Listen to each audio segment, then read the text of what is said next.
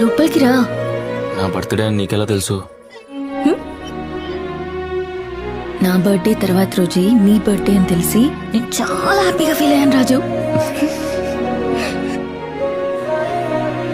నిన్న నువ్వు చూపించినప్పుడు నచ్చలేదు, కానీ నువ్వు పెట్టుకుంటే చాలా బాగున్నాయి. అందుకే అమ్మాయిల సెలెక్షన్ ఎప్పుడూ అండర్ ఎస్టిమేట్ చేయకూడదు.